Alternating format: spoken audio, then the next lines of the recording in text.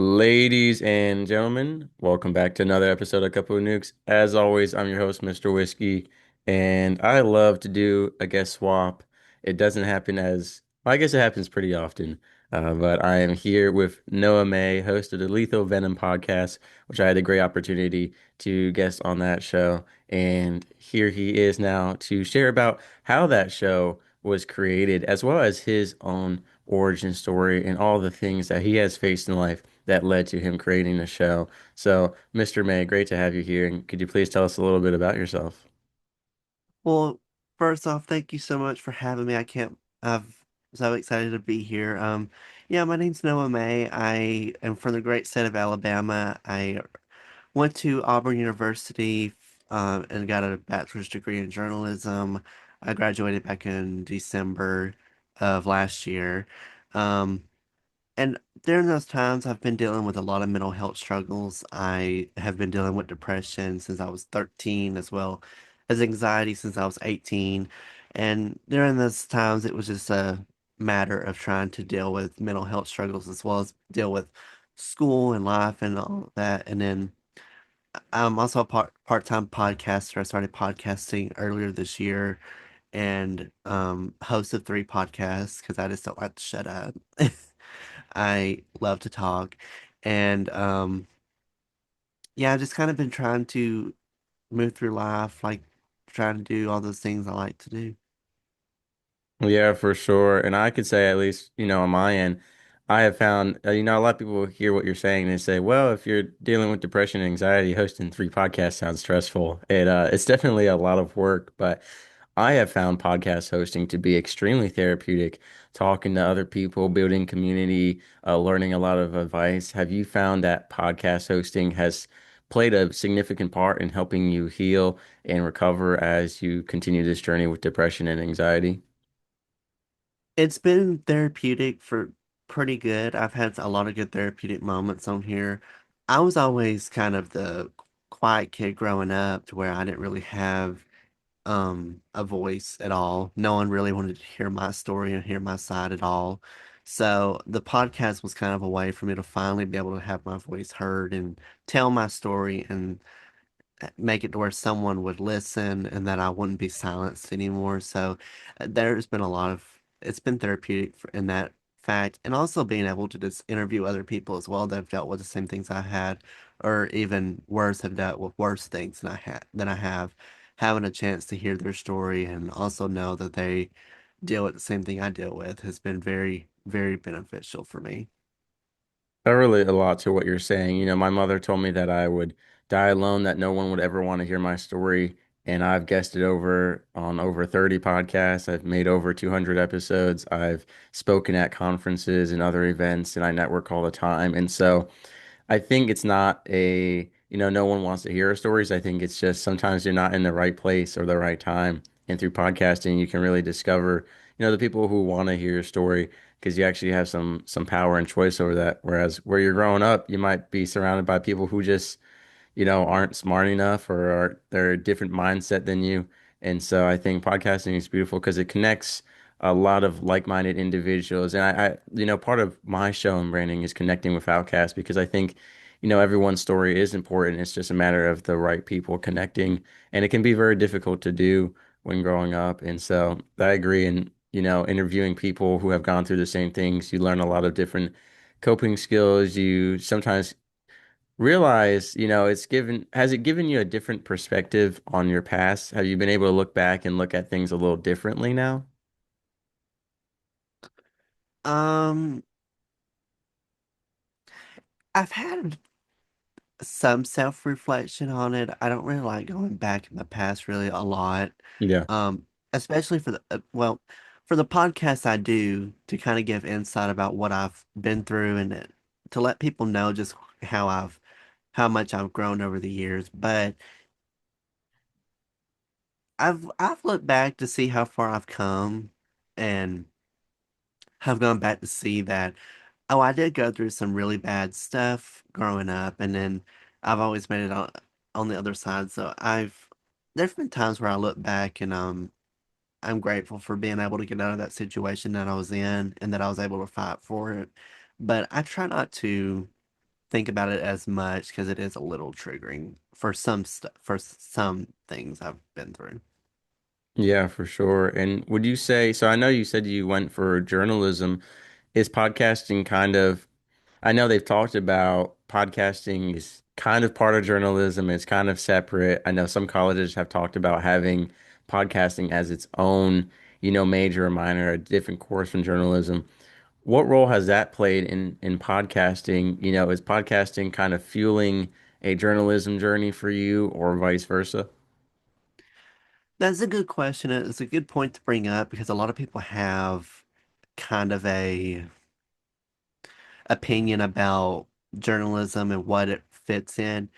I went into journalism as more of a reporter, and that's what you normally hear journalism as, is either working for newspapers, working for magazine, working for TV.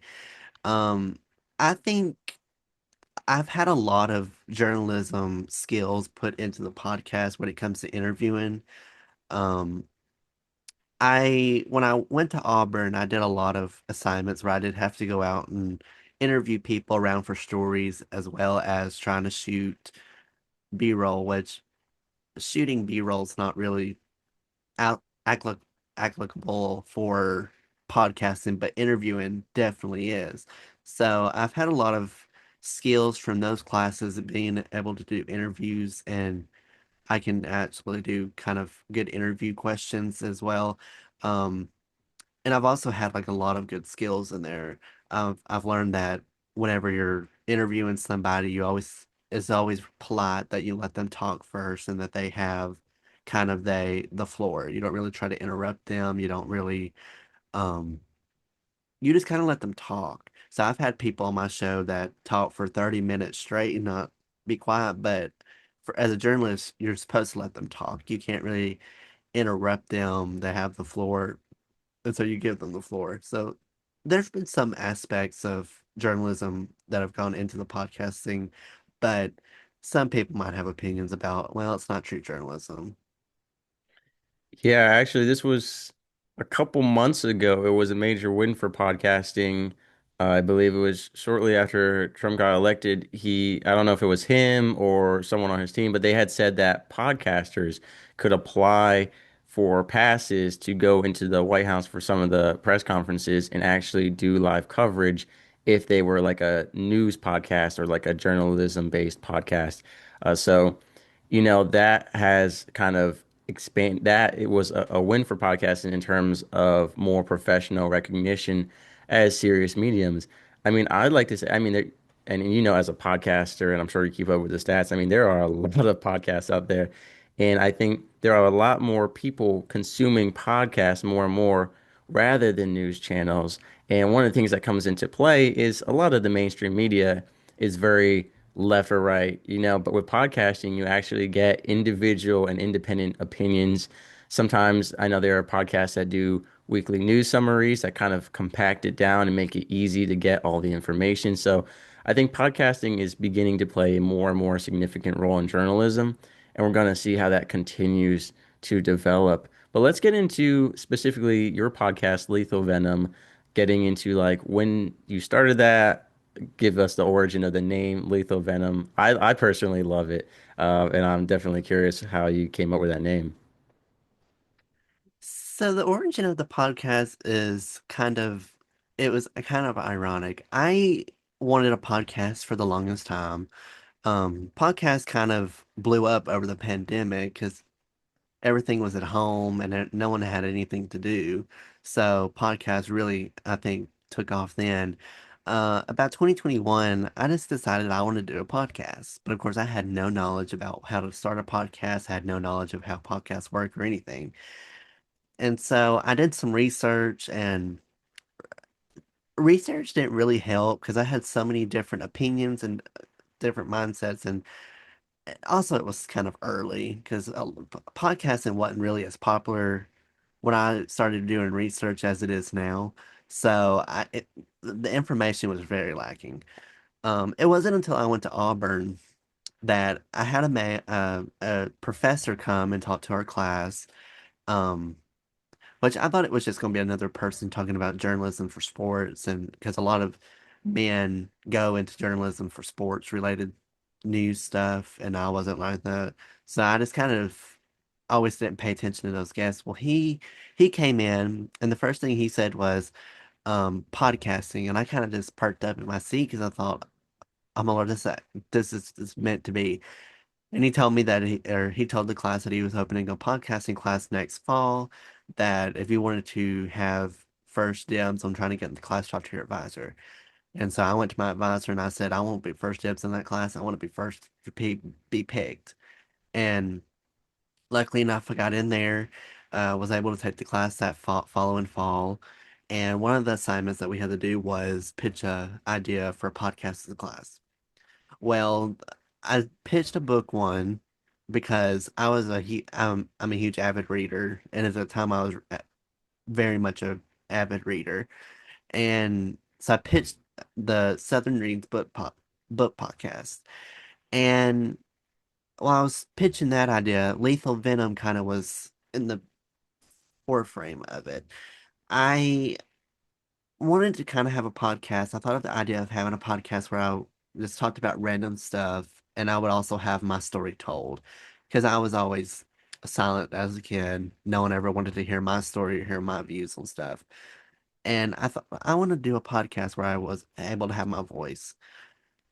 So I also, I think, pitched the idea, which at the time it was nameless, it had no name.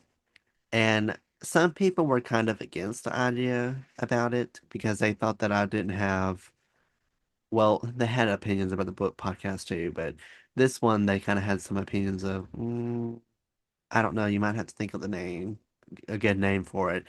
And it was one of those moments where I didn't really listen to their opinions because I thought, well, it's my show. I don't want to, I'm just going to do what I want with the show. And I just kind of ran with it. I didn't take any of their criticisms to heart. I just went with it and started planning it. The name came about, the name was difficult for me because I couldn't pick a good name. I wanted it to be Venom or Poison, and then someone rudely had the name taken. And I wanted my podcast name to be different than anything else.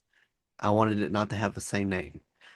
So I put different things. I put venomous in. Someone had already taken that name. Poisonous had was taken, and I thought, oh my God, I'm like, I can't find a good name. And so I put lethal venom in. wasn't wasn't already used, and I thought I'm just gonna run with that. The name kind of comes from the fact that sometimes the truth is really hard to hear, and that sometimes the truth can kill you. And so that's kind of how where lethal venom comes from. It's Venom, as we all know, is lethal to people. So the truth kind of plays a role in that. Is sometimes the truth can hurt people, and it's real gruesome when people hear the truth. And so that's kind of how the name came to be. And in the artwork, I'm not an artist by any means, so the artwork was totally AI for through Photoshop. And about 2024, it got posted and was ready to start posting. And then starting this year, it kind of got boring this year. Started posting episodes back in, I thought April, but apparently I started posting back in February or March. So I've only been posting for a few months, but this year's been the year that it finally launched, and it's grown significantly over the past few months. Yeah, I think it's almost ironic because you're such a mellow and gentle-natured guy when you talk, and then the show is Lethal Venom, you know. But I think that's part of Venom. You know, you think of a lot of venomous creatures. You know, you wouldn't expect it. But that's controversial. Some people think snakes are ugly and terrifying creatures, and other people think they're pretty and harmless. So, you know, but I agree. You know, the truth. I like that. You know, the truth can kill, so to speak. So, I Mhm. know it's kind of like everything, but if you had to summarize, like, what are some of the main topics you talk about on your show? Because I know you do solo episodes, you have guest episodes. I know you cover a broad array of stuff, but you know, what kind of things do you like to talk about on the show? Uh, I mainly talk about mental health a lot. I try to get a variety on there because I wanted my show to be more of a variety type show to where people of all backgrounds could come on there and voice their opinions. I'm not really hesitant of who's on my show at all. If you have a story and you have a good compelling background, by all means be on my show. I don't care your views or anything. I take everything out. Personal views I do not put into the show unless it's a solo episode of mine. I I've had a wide array of topics on there. I've talked about depression, anxiety, I've talked about PTSD. I've had guests come on that talk about worse stuff like bipolar disorder. I've had people come on with addiction from drugs and alcohol. And then I've had just regular people do therapists come on. I've had people that talk. I had one lady come on and talk about issues that middle-aged women deal with and face, that it's a problem that women are afraid to talk about. I've had people come on. I had a couple come on that did paranormal ghost chasing stories, and they talked to me about their paranormal experience, about some of the places that they've been to. Um, One person came on and talked about life in Japan and how he opened up a Japanese restaurant here in the United States, and in Texas he opened up a cafe that was solely Japanese influenced. And then I had someone come on that talked about um he worked on the HBO show Tales of the Crypt, and he was a producer on there, and just told me some secrets about what it was like being in the film industry. So I've had like a wide array of stuff. And I've talked about personal stuff too. About I did an episode where I blasted all my classmates. I've talked about there's an episode coming out soon that I made a while back that focused on my school history. So I've talked about that. So it's just kind of like all over the place, really. I try not to keep it on one subject. So I try to keep it variety, very much variety. And I know at the time of this recording, yesterday, you actually had an episode come out with one of my good friends, Alex Sanfilippo, founder of PodMatch. You did podcasting 101. How was that conversation with him? You know, he's a podcast guru. So what were some good takeaways from that? A lot of people don't understand that he he actually had reached out to me about PodMatch. And of course, I had no knowledge of PodMatch when I first started. I didn't even, when I was doing so much research on podcasting and different platforms, it didn't even pop up. So it was a complete surprise when he emailed me and said, "Hey, I've listened to a few episodes of your podcast. I think you would be a good fit for a podcasting network." And I was skeptical at first because I've had a lot of job offers come from emails that turn out to be scams, or Yeah. I've had Yeah. offers be scams. So I was like, let me look into it, because I did a lot of research and I read a lot of good reviews. So I thought, well, the reviews have been great. I've not had one bad review, so I'm gonna give it a shot. So I signed up, and best decision I've ever made. It's been such a huge, just kind of a success story for my podcast. Honestly, it's been the best. So I reached out to him about podcasting because I know a lot of people like to do podcasting, but they always think that it's difficult and there's so much aspects of what to go into. And so I sent him a message and said, I really appreciated the opportunity for you to give me the chance to have my podcast be on the platform and have my voice heard and have the story shared. And I just emailed or messaged him and said, "Would you like to appear on my show to talk about podcasting and give some tips about podcasting? Because I think it would be something that a lot of my viewers would like to hear." And I didn't expect him to actually accept it and be like, "Yeah, sure, I'll come on." So when he accepted it, I was ecstatic. I thought, "Oh my Lord, I've made it." It was like one of those moments I thought, "Oh, okay." So, um, yeah, some good takeaways that I got from it was um you don't have to have the fancy equipment to start out. He had told me that he started recording on his phone to do podcasts, and I actually did as well. Me Like too. I actually would, because my Auburn had like a podcast studio or a recording studio, and I would always go in and just record on my phone.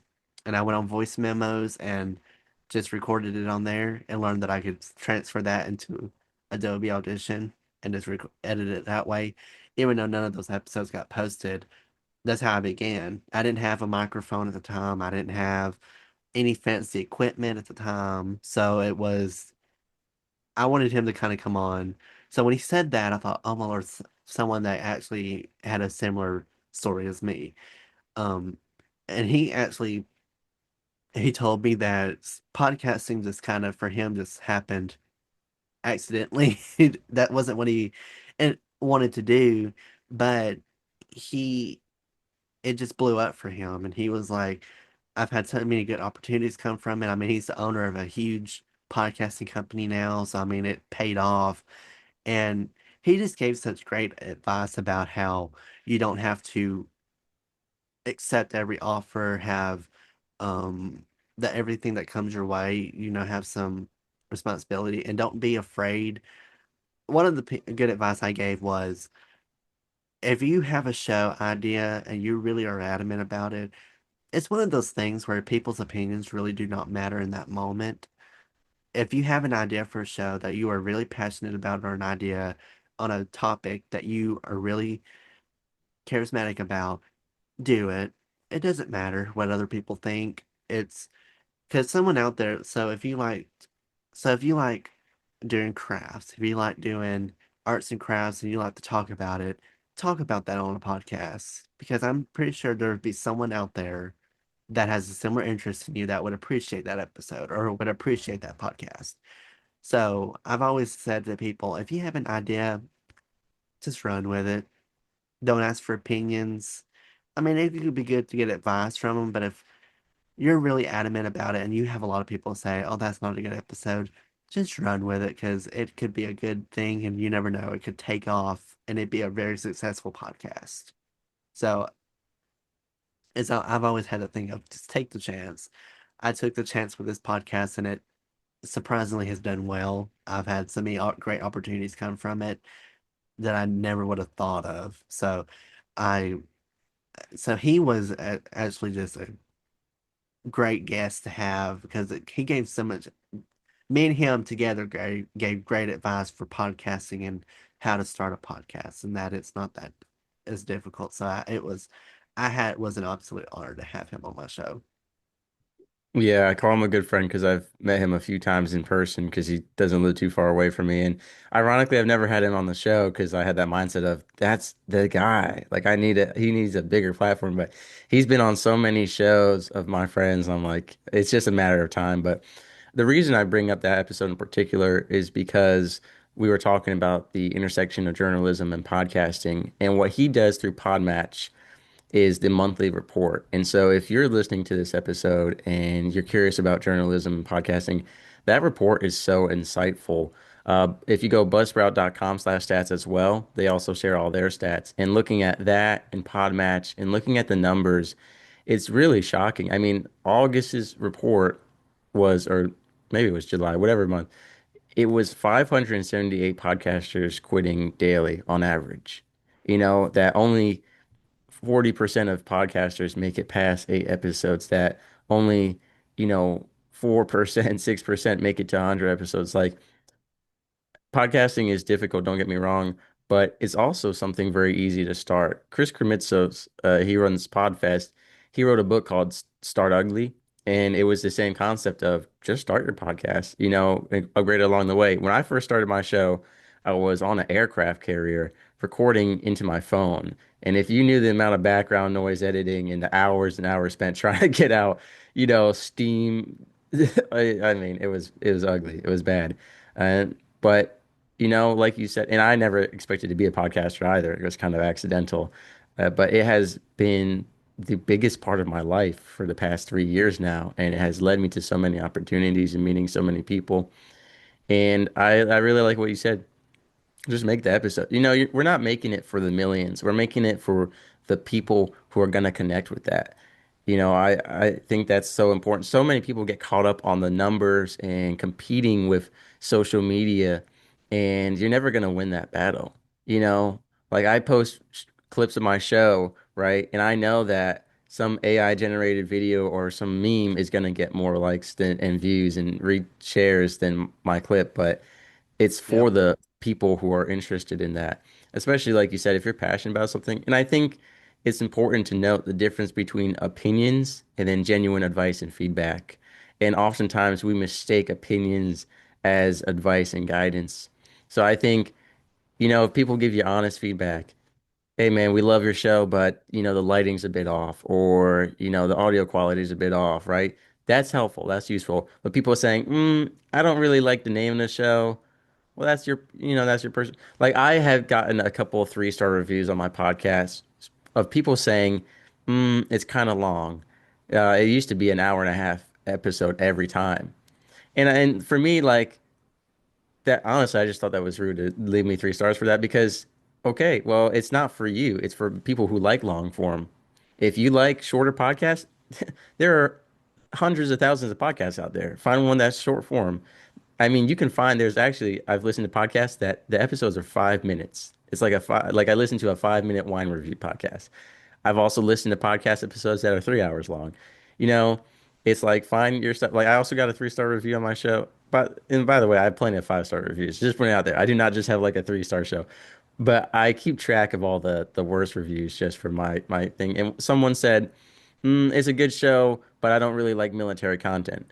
Mind you, my show is not just military content. I have out of over 200 episodes, a good amount of them are military, mental health, veterans and stuff. But I've done all kinds of other stuff: women's health, men's health, first responders, storytelling, book writing, everything. And the idea that they listened to like one episode that was military and then left a review being like, I don't like military content, but you know what they say about opinions. Everyone has one. And so I think it's so important to like ignore all that when you're first starting out. Like, I think at the end of the day, and I put the same thing forward when it comes to writing and publishing a book. Make it for you and let it attract the people that are going to be attracted to it. Don't try to make it for other people because when you do, you lose your passion, you lose your craft, and it just becomes something that you dread, something that you resent, and then it's going to go downhill.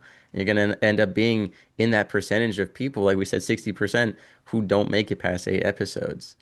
I think the biggest thing with podcasting isn't the necessarily the quality, it's the consistency more than anything. Just showing up every time you're supposed to show up, that'll put you so much further ahead of everyone else who is quitting and leaving behind. So I highly encourage with Alex Sanfilippo, Buzzsprout, and I'm sure other platforms also do statistic reports. If you like journalism, if you like podcasting, check those out because it's definitely very interesting to look at the number. I look at them every month and see what's trending, what's not trending, what's changing. I mean, it's really fascinating. But Mr. May, what I want to ask that has been on my mind this whole time is you talked about you had the idea for a book podcast. You love reading books. I have to know, do you have a favorite book? Or is that, asking too hard of a question? Maybe a favorite book per genre? Because I'm sure you've read a lot of books that you liked. I really like young adult because I'm in that demographic right now.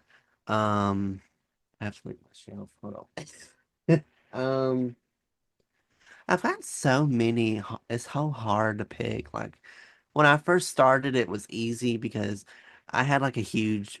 I didn't like reading for the longest time because school affected that. So, but I started reading like 3 years ago again. So when I first started back, it was easy. Now I've read so many, it's hard to pick.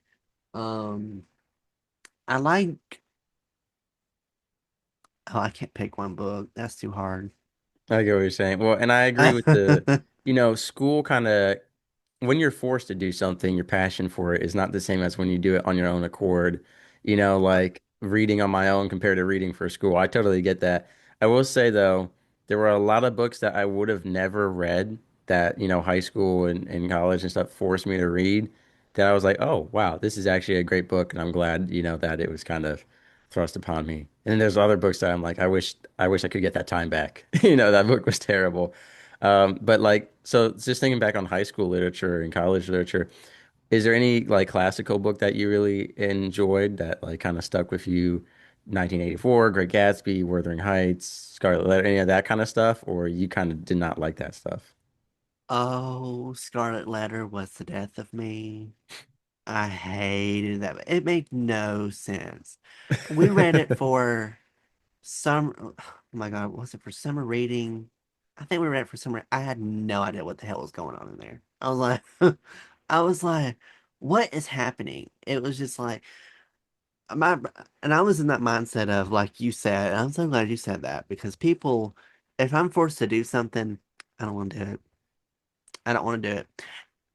Being able to read on my own and be able to like not have to worry about memorizing it, it's so much more enjoyable. We had to read Scarlet Letter, and that was such a pain to deal with. And then, trying to think of other The classics. Crucible. I feel like you may not have liked that either if you didn't like Scarlet Letter. If it was like older, modern that had like It that was about said the we are, Salem witch trials. I don't think we read that. Oh, okay. We didn't really read the Great Gatsby either because we ran out of time to read it, so No, we just watched the that was one movie of my for it. favorites. Not the movie with Tobey Maguire. Oh man. No, well, I we watched like ver Oh, okay. They an older they had one version. It with was Tobey like Maguire, and it was so flashy. I don't know. It was just like watching that and having read the book, like such different vibes. Like honestly. my roommate, my past roommate, that I had for 2 years. He was drunk one night and put The Great Gatsby on, the one with Tobey Maguire, and I thought, really? You're watching The Great Gatsby? I said, okay. I watched like a few for a few minutes till he went to bed about it, and I was like, I don't get it. I was, I Yeah. was so I was like, okay, and it was long too. I thought, oh, thank God we didn't watch the whole thing because I would have been dead asleep at that time. Hmm. Yeah. We also read, which this was my choice and it was a bad choice. We read Fahrenheit 451, and I can't tell you anything about that book. I literally cannot tell you anything from there. That I I remember. I think I just remember read the someone. first chapter, or I listened to someone on a podcast review the first chapter. I believe that's where they burn all the books, right? Or they have a select list of books that they burn. I'm pretty sure.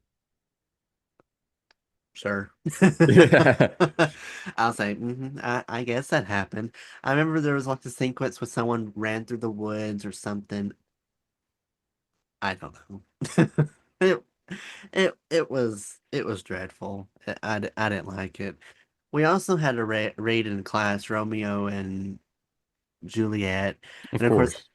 I had to be the main lead in it because no one else wanted it. And this was a time where I didn't like reading in class, and I thought, what was I thinking? Why did I want the main role? Because everyone in the class, all the guys did not want it. And I said, well, give me the role. I don't care. Just so we can move it along. And then It's a as lot I of started reading. reading it, I thought, oh, why did I pick the main role? Because I was always hesitant about reading out loud. Because the fact that I didn't like reading for the longest time, my reading comprehension was really bad. It it would take me forever to read a line because I would stutter over words and I would just get messed up. I had to do like finger reading too. So I just didn't like reading out loud. It's better now because I've been able to read. I can actually kind of read quick now and be able to read without messing up. And at the time that I was like, oh my God, why did I pick the main lead? I was like, I just wasn't thinking. I was not thinking. So we did Romeo and Ju Or was it Romeo and Juliet? I feel well now I feel like it wasn't Romeo and Juliet. In the show notes, I'm gonna put Noah Romeo May. You know, Romeo with the quotation marks in the middle. Noah Romeo May. Um, we read it and then we watched the original movie, which was like the classic rendition, and then we watched the modern gangster version of it, which was it was Romeo and Juliet in modern times, and they had guns and they were in gangs, and it was kind of like it was so funny because the guy's like, "Hand me my long sword, ho!" And she throws him a shotgun, and he starts shooting people. And it was Oh my because they kept all God. the dialect the same, so they're speaking like old-timey, so to speak, but they're like at a gas station shooting people. And it was like, "Do you bite your thumb at me, sir?" And he's giving him the middle finger. It's like, "No, I do bite my thumb, but not at you, sir." And he's just like waving around the middle finger, and it's like it happens to be in your direction, but it's not at you. It's a really funny movie. It's really funny. Oh my. It sounds like they're stuck in modern, it's not stuck in an older days, but it's using Yeah. a lot of modern. Oh, that's interesting. I'm trying to think, maybe it wasn't Romeo and Juliet that we read. I remember we read it, but I don't think it was that one where I had to do the main role. Something Shakespearean. It was something with Shakespeare, though. Is there like a play that Shakespeare did that's popular? I could name like 10 different Shakespeare plays. So I mean he wrote a lot of plays and there's a lot of main roles in them. Well, I feel like Hamlet, if you, Othello, Macbeth are like the main ones that schools read. The Tempest Macbeth, Storm in Macbeth. Macbeth, that was that one. I I was the posted a main one reel in that about one. that because one of my favorite quotes is actually from Macbeth. He says, I'm gonna butcher it because I, it's in whatever, but he says, if you are to walk halfway through a river of blood, to continue forward or to go back is the same amount of blood. Therefore, what is a man supposed to do? And it was talking about the morality of killing. He had already killed people. Does he turn himself in and try to redeem his life, or does he just keep killing and full send it? Either way, he has to walk halfway through a river of blood. So I really like that analogy. I thought that was cool. And yeah. Oh, yeah, we had to watch or we had to read Macbeth, and that was the one I was the main role in. Yeah, it was that one. We also read when I was a senior, we had an English class that was more kind of on the classical side where it would do like older work. So we read Beowulf as well, which that was that was an experience. We also Yeah. watched the movie that looked it was animated, but the animation looked really realistic. It had like I think Angelina Jolie was in it. I Hmm. can't remember any of the other stuff. There was like a scene where this guy like literally eats someone's head off, and then we're like, I said, "Ooh," I said, "What is happening?" It was kind of graphic for what it was because it was animated. I thought, "Ooh." I said, "What are we watching?" I think everyone in the class was like, "What are we watching?" Right. It wasn't that bad of a movie, but it just wasn't my style of film that I like to watch, but it was not one of the worst ones we've seen. Yeah, and to tie it all back, you had the Southern Reads podcast where you go over books. Is that the same one from your college class? Yes, so that was actually the first one that I pitched to the class, and people had like um some opinions on, and it was still kind of for that podcast as well, was a, well, it's your opinion. I don't really care what you say. It was more of a, I'm still gonna do it whether you like it or not. So still the same one. It's not, I don't really focus it on that one as much as like I didn't honestly think that Lethal Venom was gonna take off like it is, and so I actually have put all my main priorities and work on this one because it's done so well. And it's been the podcast that people have really resonated with the most. And so I've put a lot of dedication and hard work into this one, and I've not really focused on the other two that I have. I'd like to focus on them and kind of have more of a balance, but I feel like if I lose the momentum of this one, something it'll the hype of it will go away and it might maybe it'll fall back and I'm trying I'm trying so hard to like keep tabs on it, but I'd like to have like the book one start back up again because I really didn't really start it that much. I started it around the same time I started Lethal Venom. I started posting right when um back to back kind of. Yeah. And so what did you see as far as the future of Lethal Venom? And are you also simultaneously pursuing a career in journalism? Yeah, I am. The thing with journalism is it's such a difficult field to get a job in. And I knew that going into the major, but I actually didn't honestly think it would be this difficult at the same time. I'd like to have something along the lines of radio because I'm wanting my main thing to be is a talk show host. And so the way that you do that is interviews. So this has actually been really some great experience for me. Um, Being able to have like a list of questions to ask a guest as well as try to think of questions on the spot. Um, a lot of people like to have journalists that really can ask questions just off the top of their head rather than questions that are pre-planned or they have a guideline that they have to go by and it's questions that are given to you to ask them. I always like to try to think of a question that it's just on the spot that they're technically not really prepared for. Um, as the future for the podcast, I don't know really the future of it is where it will end up. I hope that it is still going when in the future. Um, but honestly, since it's done so well, I if my dream in life was to be a podcaster, I think I would be okay with that. If all else fails and I got paid decently to do podcasting for a living, I wouldn't be mad about it. I've actually enjoyed doing this so much.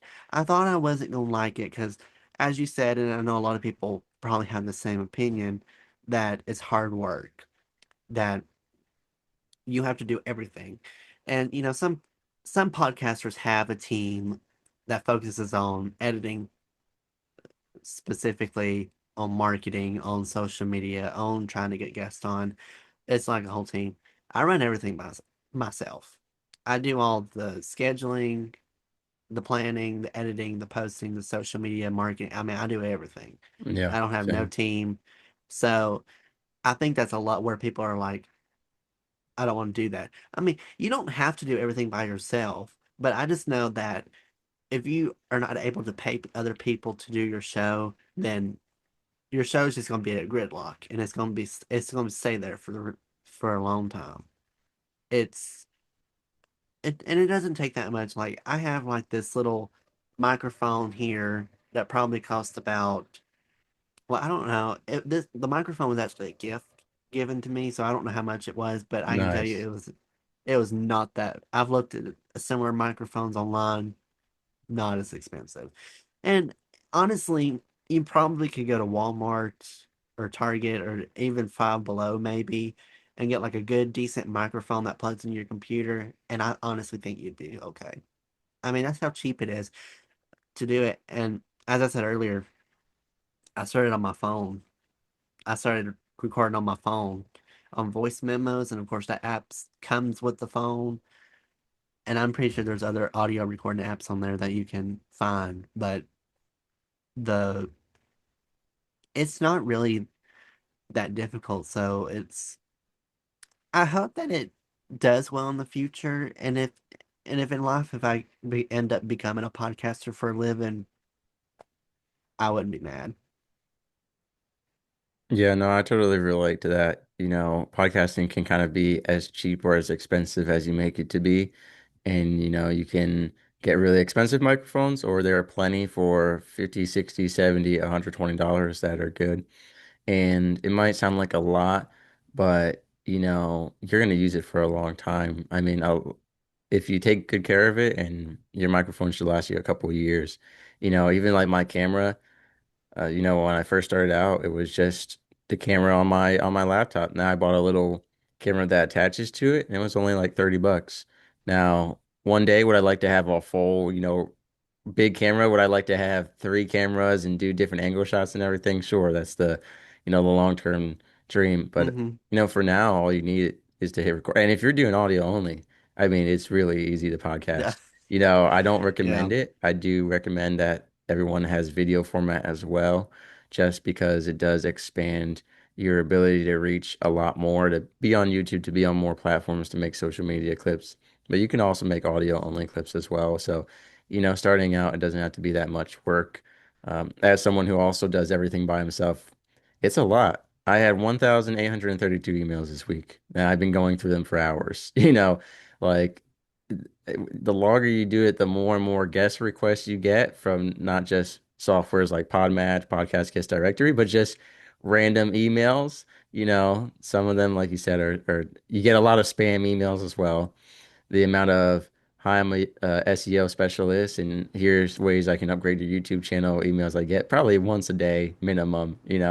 I got to go through all my emails. I got to schedule. I got to edit. I got to record. I got to plan the calendar. I got to respond to text messages, to emails. I got to make the social media clips. So it can be a lot of work, but it's also again as much or as little work as you make it. And you Hmm. know, just it's also one of the things. I mean, with anything you do, the beginning is going to be a lot of work. Yeah. Like I saw Steve Bartlett in person. He runs the Diary of a CEO, one of the top podcasts in the world. He has a 60-person team last when I saw him speak. But obviously he didn't start out that way, so it's you get there. But I think what comes first is the hard work and the passion, and everything else will follow. So I definitely agree. We're gonna have your link tree in the description below where people can check out all three of your podcasts, especially Lethal Venom. And then if they want to reach out to you to be a guest on the show, obviously they can reach out to you on PodMatch. And then do you also have an email where you take guest requests? Yeah, they can reach me at lethalvenompod@gmail.com if they would like to be a guest on my show. Just tell me a little bit about your background, backstory, and um honestly we can just go from there if I think you'll be a good fit for the show. Um Chances are I'll probably accept it. I usually accept everyone that comes on, so feel free to email me. And you also kind of made a good point too about earlier if for 3 years, for you being a podcaster for 3 years, I've only been a podcaster for 5 months, so it there's a huge difference. I don't At this time I don't get like thousands of emails a day. I couldn't imagine the thousands of emails. I thought, oh, I couldn't imagine the amount of emails you get.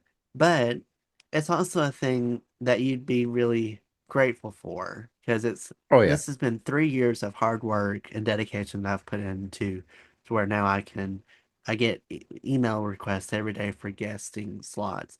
I mean, I'd like to hope that that would happen in the future, but um you honestly don't. It just takes time. And I'm like you, I'm kind of the opposite. I'm very basic about posting and everything. I do post on YouTube, but it's literally the audio thing of my podcast on YouTube. And it doesn't do well, automatic, but right? yeah, it's automatic. It goes along with the RSS feed that I have put in. Um, I would at some point, and I'm thinking about doing it next year, doing how great the podcast is going. I think starting January, I'm going to start posting the unedited video format of it just to have it on there. Um, I still will have it mainly audio based, but I'll have it to where if people want to see like watch it, maybe I'll start posting the non-edited video one on there as well because the the reason why I don't do video podcasts as well is that it's just more work for me. A And hundred it's like percent. Yeah. it's more work and I already have enough going on at that point at that. So would I would video be an option or be like a potential thing in the future? Absolutely. I mean, I think when you're doing social media clips as well, I think video formats do I wouldn't say better than if you just had like an audio thing of like your podcast artwork on there, like I do. I think video is um more captivating, but I also don't see it as really like a necessity to have. Now, everyone's different. If you want to do that, do it. I'm not saying don't do it. I'm just saying for me, it just it's easier just to but and I Yeah. even do like the teasers as well. I make them. I just go on CapCut and literally extract the teaser that I've saved to my computer and just put it in there and it posts on there. So, um, but yeah, I got on a tangent. Lethal Venom Pod is my email address that they can email me at if you want to be a guest on my show and want to appear and tell your story. Please don't hesitate to send me an email. I'd love to have you on my show, and hopefully we can have a good, captivating episode from that.